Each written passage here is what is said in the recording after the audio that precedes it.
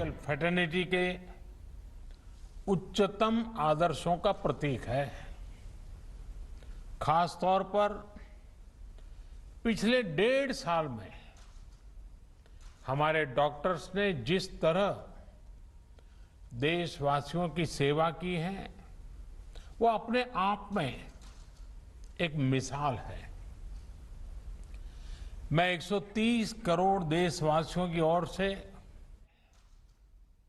हमारे डॉक्टर्स ने जिस तरह देशवासियों की सेवा की है वो अपने आप में एक मिसाल है। मैं 130 करोड़ देशवासियों की ओर से देश के सभी डॉक्टर्स को धन्यवाद देता हूं, आभार प्रकट करता हूं। साथियों, डॉक्टर्स को ईश्वर का दूसरा रूप कहा जाता है और वैसे ही नहीं कहा जाता। कितने ही लोग ऐसे होंगे जिनका जीवन किसी संकट में पड़ा होगा, किसी बीमारी या दुर्घटना का शिकार हुआ होगा, या फिर कई बार हमें ऐसा लगने लगता है कि क्या हम किसी हमारे अपने को खो देंगे। लेकिन हमारे डॉक्टर्स ऐसे मौकों पर किसी देवदूत की तरह जीवन की दिशा बदल देते हैं, हमें एक नया जीवन दे देते हैं। साथियों, आज जब देश कोरोना से इतनी बड़ी जंग लड़ रहा है तो डॉक्टर्स ने दिन रात मेहनत करके लाखों लोगों का जीवन बचाया है। ये पुण्य कार्य करते हुए देश के कई डॉक्टर्स ने अपना जीवन भी न्यौछावर कर दिया। मैं जीवन आहूत करने वाले इन सभी डॉक्टर्स को अपनी विनम्र श्रद्धांजलि अर्पित करता हूं और परिवार के प्रति अपनी संवेदना व्यक्त करता हूं। साथियों, कोरोना से लड़ाई में जितनी चुनौतियां आई, हमारे वैज्ञानिकों, डॉक्टर्स ने उतने ही समाधान तलाशे, प्रभावी दवाइयां बनाई। आज हमारे डॉक्टर्स ही कोरोना के प्रोटोकॉल्स बना रहे हैं, उन्हें लागू करवाने में मदद कर रहे हैं। ये वायरस नया है, इसमें नए नए म्यूटेशंस भी हो रहे हैं, लेकिन हमारे डॉक्टर्स की नॉलेज, उनके एक्सपीरियंस, उनके अनुभव वायरस के इन खतरों और चैलेंजेस का मिलकर मुकाबला कर रहे हैं। इतने दशकों में जिस तरह का मेडिकल इंफ्रास्ट्रक्चर देश में तैयार हुआ था, उसकी सीमाएं आप भली भांति जानते हैं। पहले के समय में मेडिकल इंफ्रास्ट्रक्चर को किस तरह नजरअंदाज किया गया था, इससे भी आप परिचित हैं। हमारे देश में जनसंख्या का दबाव इस चुनौती को और कठिन बना देता है। बावजूद इसके कोरोना के दौरान अगर हम प्रति लाख जनसंख्या में संक्रमण को देखें, मृत्यु दर को देखें, तो भारत की स्थिति बड़े बड़े विकसित और समृद्ध देशों की तुलना में कहीं संभली हुई रही है। किसी एक जीवन का असमय समाप्त होना उतना ही दुखद है, लेकिन भारत ने कोरोना से लाखों का जीवन बचाया भी है। इसका बहुत बड़ा श्रेय हमारे परिश्रमी डॉक्टर्स, हमारे हेल्थ केयर वर्कर्स, हमारे फ्रंटलाइन वर्कर्स को जाता है। साथियों, ये हमारी सरकार ही है जिसने हेल्थ केयर पर सबसे अधिक बल दिया है। पिछले वर्ष फर्स्ट वेव के दौरान हमने लगभग 15,000 करोड़ रुपए हेल्थ केयर के लिए आवंटित किए थे, जिससे हमारे हेल्थ इंफ्रास्ट्रक्चर को बढ़ाने में मदद मिली। इस साल हेल्थ सेक्टर के लिए बजट का एलोकेशन 2 गुने से भी ज्यादा यानी 2 लाख करोड़ रुपए से भी अधिक किया गया।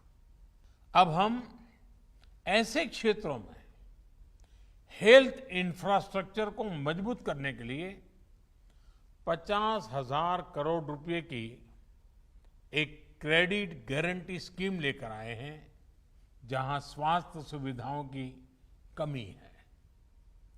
हमने बच्चों के लिए जरूरी हेल्थ इंफ्रास्ट्रक्चर को सशक्त करने के लिए भी 22,000 करोड़ रुपए से ज्यादा आवंटित किए हैं। आज देश में तेजी से नए एम्स खोले जा रहे हैं, नए मेडिकल कॉलेज बनाए जा रहे हैं, आधुनिक हेल्थ इंफ्रास्ट्रक्चर खड़ा किया जा रहा है।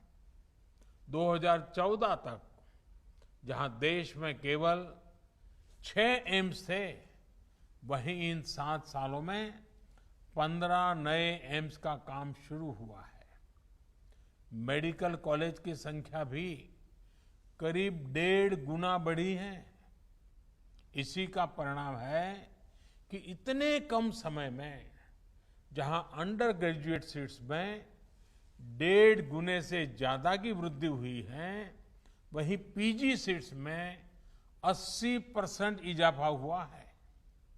यानी यहां तक पहुंचने के लिए जो संघर्ष आपको करना पड़ा, वो कठिनाइयां हमारे युवाओं को, आपके बच्चों को नहीं उठानी पड़ेगी। दूर सुदूर क्षेत्रों में भी हमारे ज्यादा से ज्यादा युवाओं को डॉक्टर बनने का अवसर मिलेगा। उनकी प्रतिभा को, उनके सपनों को नई उड़ान मिलेगी। मेडिकल सेक्टर में हो रहे इन बदलावों के बीच डॉक्टर्स की सुरक्षा के लिए भी सरकार प्रतिबद्ध है। हमारी सरकार ने डॉक्टर्स के खिलाफ हिंसा को रोकने के लिए पिछले वर्ष ही कानून में कई कड़े प्रावधान किए हैं। इसके साथ ही हम अपने कोविड वॉरियर्स के लिए फ्री इंश्योरेंस कवर स्कीम भी लेकर आए हैं। साथियों, कोरोना के खिलाफ देश की लड़ाई हो या मेडिकल व्यवस्था सुधारने का देश का लक्ष्य, इन सब में आप सभी को महत्वपूर्ण भूमिका अदा करनी है। उदाहरण के तौर पर, जब आप सभी ने पहले फेज में वैक्सीन लगवाई, तो उससे देश में वैक्सीन को लेकर उत्साह और विश्वास कई गुना बढ़ गया। इसी तरह जब आप लोगों को कोविड एप्रोप्रिएट बिहेवियर का पालन करने के लिए कहते हैं, तो लोग पूरी श्रद्धा से उसका पालन करते हैं। मैं चाहूंगा आप अपनी इस भूमिका को और सक्रियता से निभाएं, अपना दायरा और ज्यादा बढ़ाएं। साथियों, इन दिनों एक और अच्छी चीज हमने देखी है कि मेडिकल फ्रेटर्निटी के लोग योग के बारे में जागरूकता फैलाने के लिए बहुत आगे आए हैं। योग को प्रचारित प्रसारित करने के लिए जो काम आजादी के बाद पिछली शताब्दी में किया जाना चाहिए था, वो अब हो रहा है। इस कोरोना के काल में योग प्राणायाम का लोगों के स्वास्थ्य पर किस तरह सकारात्मक प्रभाव पड़ रहा है, पोस्ट कोविड कॉम्प्लिकेशन से निपटने में योग किस तरह मदद कर रहा है, इसके लिए आधुनिक मेडिकल साइंस से जुड़े कई संस्थानों द्वारा एविडेंस बेस्ड स्टडीज कराई जा रही है। इस पर आप में से कई लोग काफी समय दे रहे हैं। साथियों, आप लोग मेडिकल साइंस को जानते हैं, एक्सपर्ट हैं, स्पेशलिस्ट हैं, और एक भारतीय को योग को समझना भी स्वाभाविक रूप से आसान होता है। जब आप लोग योग पर स्टडी करते हैं, तो पूरी दुनिया इसे बहुत सीरियसली लेती है। क्या आईएमए इसे मिशन मोड में आगे बढ़ा सकती है? योग पर एविडेंस बेस्ड स्टडीज को साइंटिफिक तरीके से आगे ले जा सकती है? एक प्रयास ये भी हो सकता है कि योग पर स्टडीज को इंटरनेशनल जर्नल्स में पब्लिश किया जाए, उसे प्रचारित किया जाए।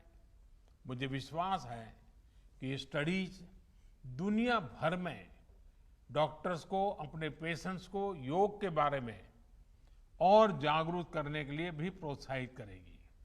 साथियों, जब भी हार्ड वर्क, टैलेंट और स्किल की बात आती है तो इनमें आपका कोई मुकाबला नहीं है। मैं आपसे यह भी अनुरोध करना चाहता हूं कि आप पूरे अटेंशन के साथ ही अपने अनुभवों का डॉक्यूमेंटेशन भी करते रहें। पेशेंट के साथ आपके एक्सपीरियंसेस का डॉक्यूमेंटेशन बहुत ही अहम है। साथ ही मरीज के सिम्टम्स, ट्रीटमेंट प्लान और उनके रिस्पॉन्स का भी डिटेल डॉक्यूमेंटेशन होना चाहिए। यह एक रिसर्च स्टडी के रूप में भी हो सकता है, जिसमें विभिन्न प्रकार की दवाओं और ट्रीटमेंट्स के असर को नोट किया गया हो। जितनी बड़ी संख्या में आप मरीजों की सेवा और देखभाल कर रहे हैं, उसके हिसाब से आप पहले से ही दुनिया में सबसे आगे हैं। यह समय यह भी सुनिश्चित करने का है कि आपके काम का, आपकी साइंटिफिक स्टडीज का दुनिया संज्ञान ले और आने वाली पीढ़ी को उसका लाभ भी मिले। इससे दुनिया को जहां मेडिकल से जुड़े कई जटिल सवालों को समझने में आसानी होगी, वहीं उसके समाधान की दिशा भी मिलेगी। कोविड की यह महामारी इसके लिए एक अच्छा स्टार्टिंग पॉइंट हो सकता है। वैक्सीन किस प्रकार से हमारी मदद कर रही है, किस प्रकार से अर्ली डायग्नोसिस का लाभ मिल रहा है और एक पर्टिकुलर ट्रीटमेंट किस प्रकार से हमारी सहायता कर रहा है, क्या हम इसको लेकर ज्यादा से ज्यादा स्टडीज कर सकते हैं?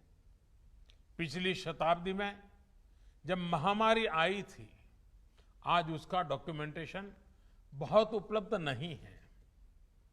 आज हमारे पास टेक्नोलॉजी भी है और हम अगर कोविड से कैसे मुकाबला किया गया है, इसके प्रैक्टिकल अनुभवों का डॉक्यूमेंटेशन करते हैं, तो वो भविष्य में पूरी मानवता के लिए बेहद मददगार साबित होगा।